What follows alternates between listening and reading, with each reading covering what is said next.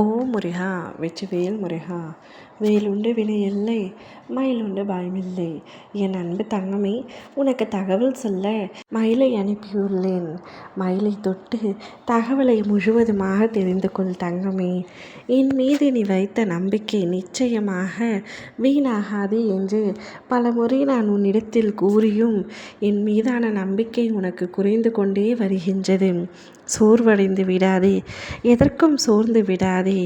உன் முயற்சிக்கு ஏற்ற வளர்ச்சி இல்லை என்றால் சோர்வடைந்து விடாதே. மூங்கிலின் வளர்ச்சி முதலில் தெரிவதில்லை, வானுயர வளர்ந்து எல்லோரையும் வியந்து பார்க்க வைக்கும். அதுபோல் உன் முயற்சிக்கும் ஒரு நாள் பல மடங்கு பலன் கிடைக்கும். உன் அயராத முயற்சியை நான் பார்த்து கொண்டே தான் இருக்கின்றேன். அதற்கான பலனை உன் அப்பா முருகன் உனக்கு கொடுக்கவில்லை என்றால் அது சரியாகுமா? நிச்சயமாக நான் உனக்கு கூறுகின்றேன். உன்னை அனைவராலும் அண்ணாந்து பார்க்கும்படி ஒரு வளர்ச்சியை, முன்னேற்றத்தை தருவேன். என் மீது நம்பிக்கை வை. நான் உனக்கு தரும் நம்பிக்கை நீ எப்பொழுதும் உன் வாழ்வில் முடியும் என்ற ஒன்றை மட்டும் முடிவெடும். மற்றதை நான் பார்த்து கொள்கின்றேன். வலியிலும் வேதனையிலும் வருவது தான் வீரம். வாழ்க்கையில் எல்லாம் நல்லவிதமாக அமைந்துவிட்டால் நீ ஒரு பெரிய கோழையாகத்தான் இருப்பாய். உன் வலிமையே உனக்கு தெரியாது. உன் வலிமை தெரிவதற்காகத்தான் சில சோதனைகள் உனக்கு வருகின்றது. அவை நீ வீழ்வதற்காக அல்ல, அந்த நேரத்தில் எழுந்து நடப்பதற்காக. நீ எழுந்து நடக்க வேண்டும். அதுவே உன் அப்பாவின் கட்டளை. சில விஷயங்கள் உனது கட்டுப்பாட்டில் உள்ளன, சில விஷயங்கள் காலத்தின் கட்டுப்பாட்டில் உள்ளன. எல்லாவற்றையும் உன்னால் மாற்ற முடியாது.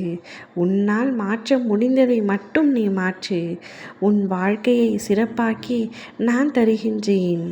உன் வாழ்க்கையில் மாற்ற முடியாததை என்னிடத்தில் விட்டுவிடும். அதனை சிறப்பாக்கி தரும் பொறுப்பை உன் அப்பா முருகன் நான் எடுத்திருக்கின்றேன். உன் வாழ்க்கைக்கு எதை உனக்கு தர வேண்டும், எதை அதிலிருந்து அகற்ற வேண்டும் என்பதை எனக்கு மட்டுமே தெரியும். இதை நீ புரிந்து கொள் பிள்ளையே. உனக்கு ஒரு விஷயம் கிடைக்கவில்லை என்றால் அது உனக்கானது அல்ல என்பதனை புரிந்து கொள். அதை விட்டு அழுது புலம்பிக் கொண்டிருக்காதே.